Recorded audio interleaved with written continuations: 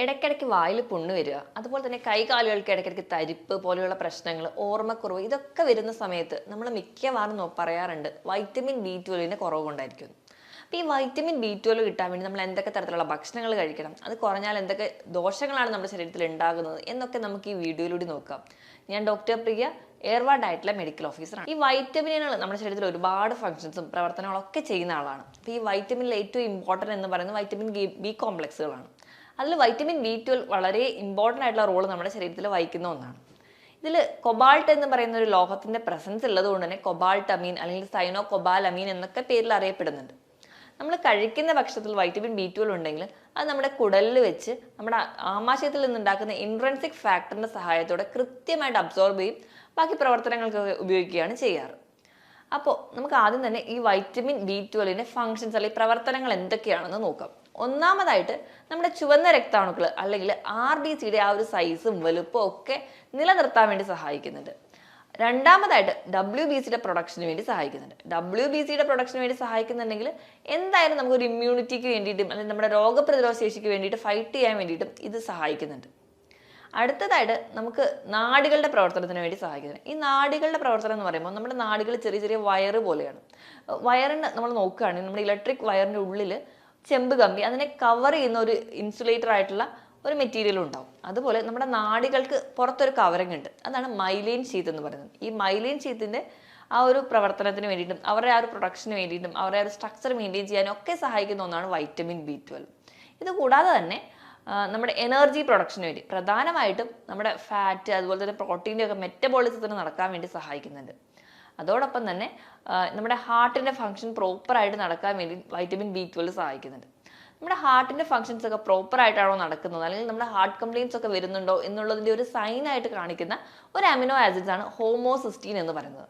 ഈ ഹോമോസിസ്റ്റീൻ്റെ മെറ്റബോളിസത്തിന് സഹായിക്കുന്ന ഒന്നാണ് വൈറ്റമിൻ B12. അപ്പോൾ വൈറ്റമിൻ B12 നമ്മുടെ ശരീരത്തിൽ കുറയുന്ന സമയത്ത് ഹോമോസിസ്റ്റീൻ്റെ അളവ് കൂടുകയും അത് നമുക്ക് ഹാർട്ട് കംപ്ലയിൻസും നമ്മുടെ രക്തക്കൊള്ളുകളെയൊക്കെ ബാധിക്കുന്ന തരത്തിലുള്ള രോഗത്തിലേക്ക് പോകാനും ഒരു റിസ്ക് ഫാക്ടറായിട്ട് നമ്മൾ കാണാറുമുണ്ട്. ഇതോടൊപ്പം തന്നെ നമ്മുടെ ശരീരത്തിലെ പല ഗ്രന്ഥികളുടെ പ്രധാനമായിട്ടും തൈറോയ്ഡ് ഗ്രന്ഥികളുടെയും അതുപോലെ തന്നെ അഡ്രിനൽ ഗ്രന്ഥികളുടെയൊക്കെ പ്രവർത്തനത്തിന് വേണ്ടി സഹായിക്കുന്നതും വൈറ്റമിൻ B12 ആണ്. നമ്മുടെ ആമാശയത്തിൻ്റെയും നമ്മുടെ കുടലിൻ്റെയും ഒക്കെ ഒരു സംരക്ഷണത്തിന് വേണ്ടിയിട്ടും ഇപ്പോൾ നമുക്ക് വായിൽ പുണ്ണ് വരാതിരിക്കാനും ഒക്കെ നമ്മളെ പ്രൊട്ടക്ട് ചെയ്യുന്ന ഒരു വൈറ്റമിനാണ് വൈറ്റമിൻ B12 എന്നുള്ളത്. ഇതിനോടൊപ്പം തന്നെ നമ്മുടെ DNA സിന്തസിസിനും അല്ലെങ്കിൽ DNA ചെറിയ ചെറിയ റിപ്പയർ ഒക്കെ നടക്കാനുണ്ടെങ്കിലും അതിനൊക്കെ സഹായിക്കുന്ന ഒരു വൈറ്റമിൻ കൂടിയാണ് വൈറ്റമിൻ B12 എന്നുള്ളത്.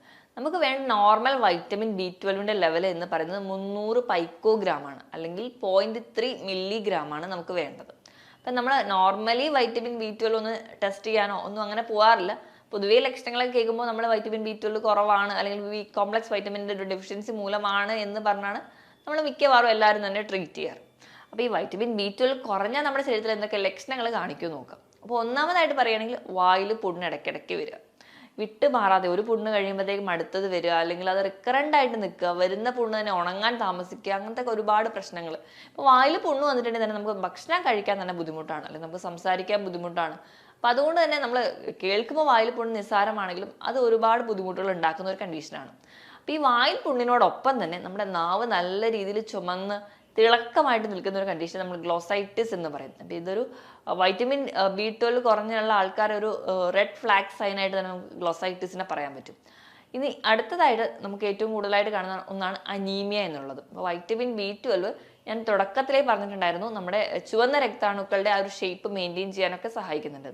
ചുവന്ന രക്താണുക്കളുടെ ആ ഒരു ഷേപ്പ് നഷ്ടപ്പെടുകയും അത് ഭയങ്കര എൻലാർജ് സൈസിലോട്ട് പോകുമ്പോൾ നമ്മളതിനെ മെഗാലോബ്ലാസ്റ്റിക് അനീമിയ എന്നാണ് പറയുക. അപ്പോൾ വൈറ്റമിൻ B12 ഡെഫിഷ്യൻസി മൂലം ഉണ്ടാകുന്ന ഒരു കണ്ടീഷനാണ് മെഗാലോബ്ലാസ്റ്റിക് അനീമിയ.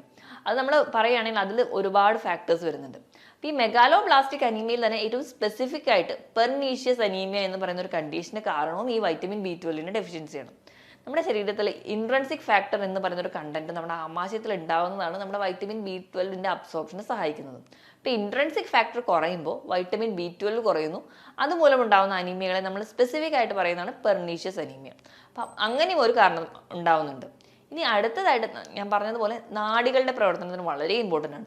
ഈ നാഡികളുടെ പ്രവർത്തനം മൂലമാണ് നമ്മുടെ ബ്രെയിനിൻ്റെ പവർ നടക്കുന്നത്, നമ്മൾ നടക്കുന്നത്, നമ്മൾ ചിന്തിക്കുന്നത്, എല്ലാ ഫങ്ഷൻസും കൺട്രോൾ ചെയ്യുന്നത് നാഡികളാണ്. അപ്പോൾ ഈ നാഡികൾ മൊത്തത്തിലൊരു ഡാമേജ് ആവുകയാണെങ്കിൽ ഒന്നാമതായിട്ട് നമുക്ക് നമ്മുടെ കോൺസെൻട്രേഷൻ നഷ്ടപ്പെടുന്നു, നമുക്ക് ഒരു കാര്യത്തിലും അറ്റൻഷൻ ഉണ്ടാവുന്നില്ല, ഓർമ്മക്കുറവ് ഉണ്ടാവുന്നു. നമ്മുടെ ഒരു ഓൾഡ് ഏജ് എത്തുന്നതിന് മുൻപ് തന്നെ നമുക്ക് പല കാര്യങ്ങളും മറന്നു പോകാം. ഒരു സാധനം വെച്ചാൽ അത് എവിടെയാണെന്ന് മറന്നു പോവുക. പല കാര്യങ്ങളും ഇപ്പൊ പഠിക്കുന്ന കുട്ടികളുടെ കേസിലൊക്കെ വൈറ്റമിൻ B12 കുറയുന്ന സമയത്ത് പഠിക്കുന്ന കാര്യങ്ങൾ പോലും അവർക്ക് പേപ്പറിൽ കറക്റ്റായിട്ട് എഴുതാൻ പറ്റാതെ വരിക, അല്ലെങ്കിൽ ക്ലാസ്സിലെ കുറച്ചുകൂടെ ബാക്കായി പോവുക, ഇങ്ങനത്തെ പ്രശ്നങ്ങളൊക്കെ കാണിക്കാറുണ്ട്. ഇനി അടുത്തായിട്ട് പറയുന്നത് ബ്രെയിൻ ഫാഗ്, അല്ലെങ്കിൽ തലയ്ക്കൊരു കനം, ഒരു മന്ദതയായിരിക്കും നമുക്ക് തോന്നുക. ഇനി നടക്കാൻ പോകുമ്പോൾ വേച്ച് പോവുക, അല്ലെങ്കിൽ നടക്കാൻ ബുദ്ധിമുട്ട് തോന്നുക, ഇതും നമുക്കൊരു സ്പൈനൽ കോഡിന്റെയോ അല്ലെങ്കിൽ സുഷുമ്ന നാഡിനെയൊക്കെ ബാധിക്കുന്ന സമയത്ത് ഉണ്ടാവുന്ന ലക്ഷണങ്ങളാണ്. ഇനി ഇതോടൊപ്പം തന്നെ കൈകാലുകൾക്കുള്ള തരിപ്പ്, പെരുപ്പ്, ഇവിടെയും നാഡികളെ ബാധിക്കുന്നത് മൂലം ഉണ്ടാവുന്നതാണ്. ഇങ്ങനെ ന്യൂറോപ്പതിയുടെ പല പല വിഭാഗങ്ങളിലായിട്ട് നമുക്ക് കാണിക്കാൻ പറ്റും. ഏതൊരു ഏരിയയിലെ മൈലിൻ ഷീത്തിനെയാണോ ബാധിച്ചത് അതിനെ ഡിപ്പെൻഡ് ചെയ്ത് നമുക്ക് സിംറ്റംസ് മാറിക്കൊണ്ടേയിരിക്കും.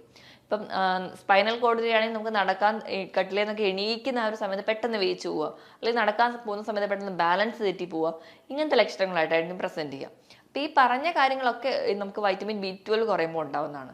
ഇനി ഇത് കൂടാതെ തന്നെ നമ്മുടെ ഹാർട്ടിന്റെ ഫംഗ്ഷൻസിന് ഇമ്പോർട്ടൻ്റ് ആണെന്ന് പറഞ്ഞു. അപ്പോൾ വൈറ്റമിൻ B12 കുറയുന്ന സമയത്ത് നമ്മുടെ ശരീരത്തിൽ അമിനോ ആസിഡ്സ് ആയിട്ടുള്ള ഹോമിസിസ്റ്റീൻ എന്ന് പറയുന്ന ഒരു കണ്ടന്റ്, മെത്തിയോണിൻ എന്ന് പറയുന്ന ഒരു അമിനോ ആസിഡ് ഡൈജസ്റ്റ് ചെയ്തിട്ടുണ്ടാവുന്ന ഒരു കണ്ടന്റ് ആണ്. അപ്പോൾ നോർമലി അതിന്റെ ലെവൽ നമ്മുടെ കുറവായിരിക്കും നമ്മുടെ ശരീരത്തിൽ. വൈറ്റമിൻ B12 കുറയുന്ന സമയത്ത് ഇതിന്റെ ലെവൽ അങ്ങ് കൂടാൻ തുടങ്ങും. ഈ ഹോമോസിസ്റ്റീൻ്റെ ലെവൽ കൂടുന്ന സമയത്ത് നമുക്ക് നമ്മുടെ രക്തക്കൊഴലുകളും നമ്മുടെ ബ്ലഡ് വെസൽസിനും ഒക്കെ ഡാമേജ് ഉണ്ടാവാൻ തുടങ്ങും. നമുക്ക് അതിറോസ്ക്ലീറോസിസ്, അല്ലെങ്കിൽ നമ്മുടെ രക്തം കട്ട പിടിക്കുന്ന അവസ്ഥകളും ഒക്കെ ആയിട്ട് മാറും. അത് നമ്മുടെ ഹാർട്ടിന്റെ ഫംഗ്ഷനെ ബാധിക്കുന്നുണ്ട്. അപ്പോൾ വൈറ്റമിൻ B12 എന്ന് പറയുമ്പോൾ നിസ്സാരമായി കാണുന്ന ഒരു വൈറ്റമിൻ ആണെങ്കിലും നമ്മുടെ ഹാർട്ടിന്റെ ഫംഗ്ഷൻ വരെ കൺട്രോൾ ചെയ്യുന്ന ഒരു വൈറ്റമിനാണ് വൈറ്റമിൻ B12 എന്നുള്ളത്.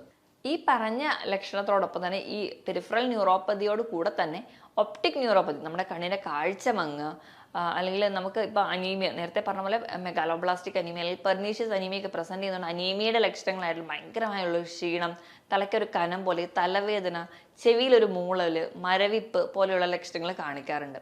ഭയങ്കരമായ വിളർച്ചയുടെ ലക്ഷണങ്ങൾ നമ്മൾ കാണാറുണ്ട്. WBCയുടെ പ്രൊഡക്ഷന് കുറയുന്നതിന്റെ ഭാഗമായിട്ട് രോഗപ്രതിരോധ ശേഷി വളരെയധികം കുറയുന്നതായിട്ട് കാണാം. ഇടയ്ക്കിടയ്ക്ക് ഇൻഫെക്ഷൻസ് വരിക, കുഞ്ഞുങ്ങളിലൊക്കെ ആണെങ്കിൽ പ്രത്യേകിച്ച് ഇടയ്ക്കിടയ്ക്ക് റിക്കറൻ്റ് ആയിട്ട് ഇൻഫെക്ഷൻസ് വരുന്നതും ഒക്കെ നമുക്ക് വൈറ്റമിൻ B12 കുറയുമ്പോൾ കാണാറുണ്ട്. ഈ പറഞ്ഞ ഒരു ബുദ്ധിമുട്ടോടൊപ്പം തന്നെ ചെറുപ്പക്കാരിൽ പെട്ടെന്ന് തന്നെ പക്ഷാഘാതം പോലെയുള്ള പ്രശ്നങ്ങളും ഒക്കെ വൈറ്റമിൻ B12 കുറയുമ്പോഴാണ് കൂടുതലായിട്ട് വരുന്നതായിട്ട് കാണുന്നത്. മറ്റ് വൈറ്റമിൻസ് ഒക്കെ നമ്മുടെ ശരീരത്തിൽ കുറഞ്ഞാലും നമുക്കൊരു ഉന്മേഷക്കുറവും അല്ലെങ്കിൽ ഒരു ഉത്സാഹക്കുറവും ജോലി ചെയ്യാനുള്ള ഒരു ക്ഷീണവും ഒക്കെ നമുക്ക് തോന്നാറുണ്ട്. അതുപോലെ വൈറ്റമിൻ B12 കുറഞ്ഞാലും ഈ കോമൺ ആയിട്ടുള്ള ലക്ഷണങ്ങൾ കാണിക്കാറുണ്ട്.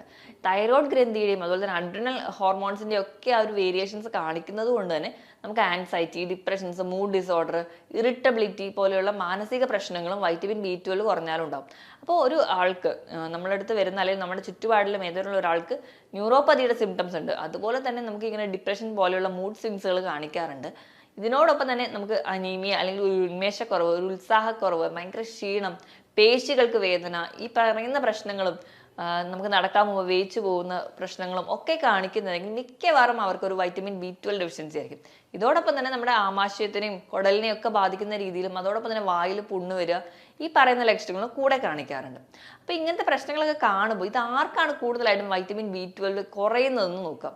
ഈ വൈറ്റമിൻ B12 എന്ന് പറയുന്ന ഒരു വൈറ്റമിൻ കുറയാൻ ഏറ്റവും ഇമ്പോർട്ടൻറ്റ് കാരണം എന്ന് പറഞ്ഞാൽ നമ്മൾ ഒന്നാമത് പ്യുവർ വെജിറ്റേറിയൻസ് ആണെങ്കിൽ, കൂടുതലും ഈ വൈറ്റമിൻ B12 അടങ്ങിയ ഭക്ഷണങ്ങൾ നമ്മൾ മാംസത്തിലാണ് ഉള്ളത്. അപ്പോൾ നമ്മൾ വൈറ്റമിൻ B12 കുറയാൻ ഒരു കാരണം എന്ന് പറഞ്ഞാൽ നമ്മൾ കംപ്ലീറ്റ്ലി വെജിറ്റേറിയൻ ആണെങ്കിൽ, ഒട്ടും നോൺ വെജ് കഴിക്കാത്ത ഒരാളാണെങ്കിൽ അവർക്ക് കുറയാൻ ചാൻസ് ഉണ്ട്. 75 വയസ്സിന് മുകളിലെത്തിയ ആൾക്കാർക്ക് സ്വാഭാവികമായിട്ട് വൈറ്റമിൻ B12 ഡെഫിഷ്യൻസി കാണിക്കാറുണ്ട്.